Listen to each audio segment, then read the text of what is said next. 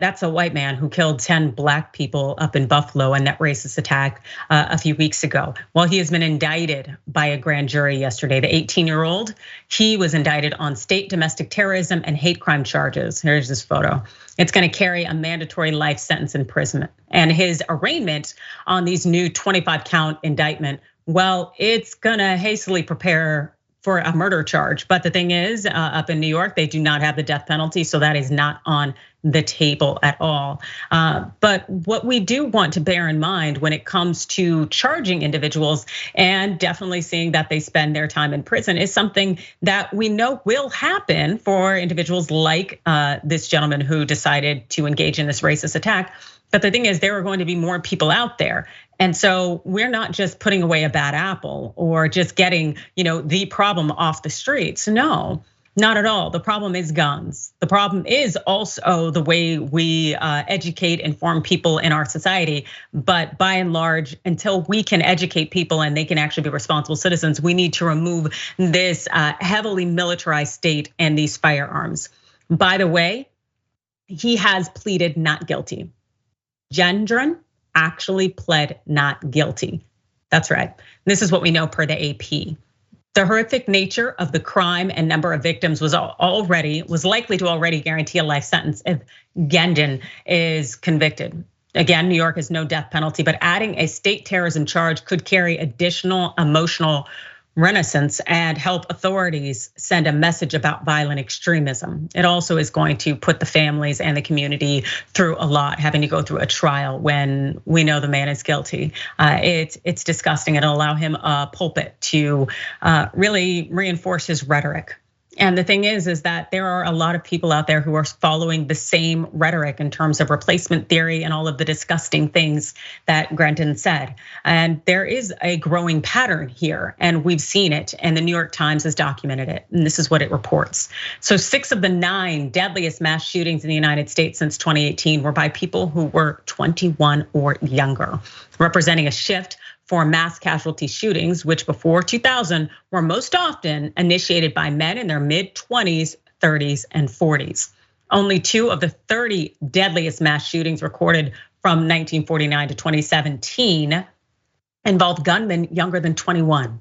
The first was a massacre of 13 people by 2 teenagers in Columbine in '99. The second came when a 20-year-old killed 27 people, most of them children, at Sandy Hook Elementary School in Newtown, Connecticut. Yes, there is a pattern and it is problematic. And the thing that was left out, or at least wasn't acknowledged in the study, it tends to be white men, white young people, and that are male. And this is a problem. Yasmin. Yeah, it really is. And what's interesting about that is you and I are neither white men, but I think that specific demographic doesn't realize how so many other people, minorities, women, whoever, view that group of people, right? And we see white men in this country, and I'm not trying to demonize all of them, but they are a threat. White nationalist terrorism is a threat in this country. And as much as the GOP tries to downplay that, we know what it is, right? We can all see it. We see the patterns. We understand where it comes from. And it's interesting because you said something that they're trying to keep people stupid. They literally are. We keep hearing calls from the GOP to basically defund public education even more than it already is defunded.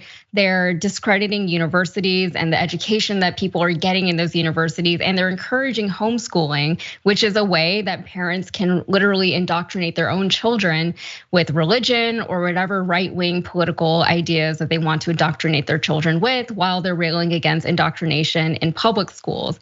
So the hypocrisy is there, the irony is there, but I've always said that racism is born from ignorance, right? I can't imagine somebody who is well educated and who understands different cultures and people and the world and how it works and still come out as a racist. I think racism comes from the fear of the unknown and from living in a bubble and not experiencing the world or the people in it.